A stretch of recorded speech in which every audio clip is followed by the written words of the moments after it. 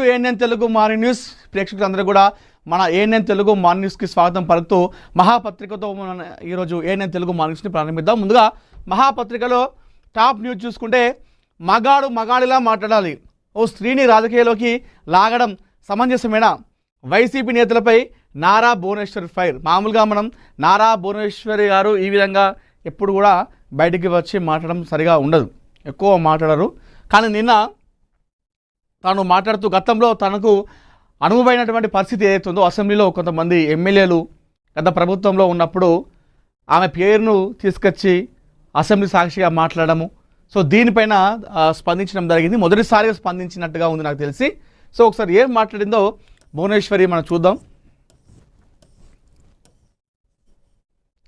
నాడు నిండు సభలో కౌరవులు ద్రౌపది చీర లాగారని, ధర్మరాజును అవమానించేందుకు వాళ్ళు అలా చేశారంటూ వైసీపీ నేతలపై నారా భువనేశ్వరి సంచలన వ్యాఖ్యలు చేశారు. బుధవారం కుప్పంలో పర్యటించిన ఆమె ద్రౌపది మాత ఆలయానికి వెళ్ళి అమ్మవారిని దర్శించుకున్నారు.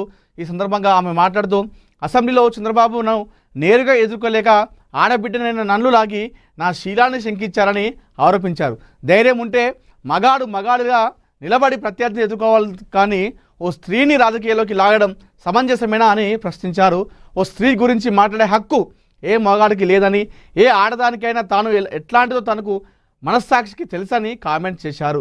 నాడు వస్త్రాపహరణంలో ద్రౌపదికి శ్రీకృష్ణుడు దిగ్గవచ్చి సాయం చేస్తే నేడు చంద్రబాబుకు ప్రజలే దేవులుగా అండగా నిలబడ్డారంటూ నారా భువనేశ్వరి తీవ్ర భావోద్వేగానికి లోనయ్యారు.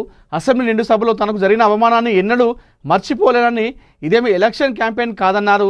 సందర్భం వచ్చింది కాబట్టి ప్రజలకు చెప్పాల్సిన అవసరం వచ్చిందని భువనేశ్వరి స్పష్టం చేశారు. గతంలో ఈ ఇన్సిడెంట్ జరిగి కూడా దగ్గర 3 సంవత్సరాలు దాటిపోయింది. ఏదైతే గత ప్రభుత్వంలో కొంతమంది నారా భువనేశ్వరి గారి గురించి మాట్లాడుతూ కాస్త అనుచిత వ్యాఖ్యలు చేయడం జరిగింది. దీనిపైన చంద్రబాబు గారు మాట్లాడుతూ, ఇది గౌరవ సభ కాదు, కౌరవ సభ, నేను ముఖ్యమంత్రి అయిన తర్వాతనే నేను ఈ లోపలికి అడుగు పెడతాను, అదర్వైజ్ నాకు ఈ రాజకీయాలు అవసరం లేదు అని చెప్పేసి శపథం చేస్తూ బయటికి వెళ్ళిపోవడం జరిగింది. బయటికి వెళ్ళిపోయిన తర్వాత ప్రెస్ మీట్ పెట్టి మొదటిసారిగా చంద్రబాబు గారు ఆ విధంగా ఏడవడం ఎప్పుడు కూడా ఎవరు చూడలేదు. సో చాలా ఏడవడం జరిగింది. ఇది ఆ టైంలో చాలా అంటే చాలా ఒక నేషనల్ న్యూస్గా మారిందని చెప్పుకోవాలి ఈ వార్త. అయితే భువనేశ్వరి గారి పైన ఈ విధంగా మాట్లాడడంతో చాలామంది కూడా రెస్పాండ్ అయ్యారు. ఒకసారి ఇంకొక విషయం చెప్పాలంటే, వైసీపీ ఓడిపోవడానికి కారణం కూడా బలమైన కారణాల్లో ఇది ఒకటిగా మనం చెప్పుకోవచ్చు. భువనేశ్వరి గారు అంటే అవసరం లేని వ్యక్తి గురించి, ఒక స్త్రీ గురించి అసెంబ్లీలో ఆ విధంగా మాట్లాడడం అనేది కూడా తప్పు. సో వైసీపీ ఓటమికి గల కారణాల్లో ఇదొకటి కారణంగా మనం చెప్పుకోవచ్చు. సో అందరూ రెస్పాండ్ అయ్యారు దీనిపైన. నారా కుటుంబం, అదేవిధంగా నందమూరి కుటుంబం అందరూ కూడా ప్రెస్ మీట్ పెట్టి మాట్లాడారు. ఈ విషయం గురించి ఎంతోమంది రెస్పాండ్ అయ్యారు. కానీ భువనేశ్వరి గారు ఎప్పుడు కూడా దీనిపైన మాట్లాడలేదు. కానీ నిన్న మొదటిసారిగా స్పందించింది భువనేశ్వరి ఈ ఇష్యూ పైన.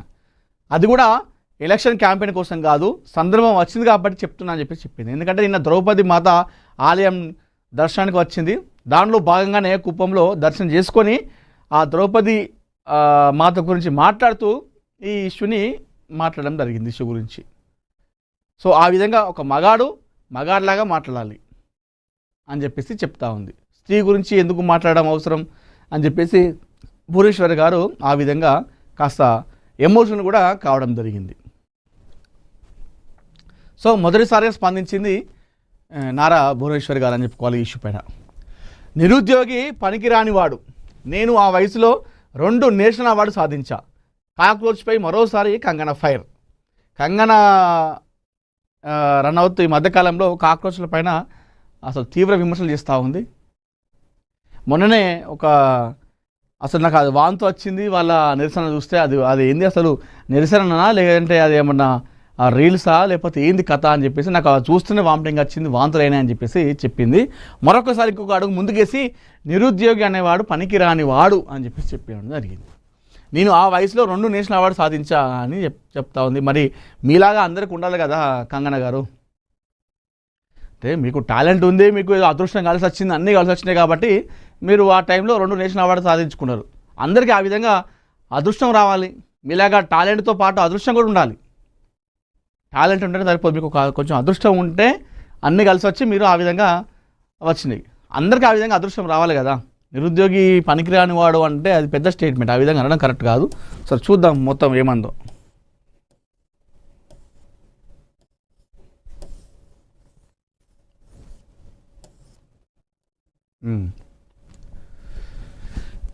నీట్ పేపర్ లీక్ వ్యవహారంలో జెన్జీ నిరసనకారులపై వివాదాస్పద వ్యాఖ్యలు చేసిన నటి భాజపా ఎంపీ కంగనా రనౌత్ మరోసారి హాట్ కామెంట్స్ చేశారు.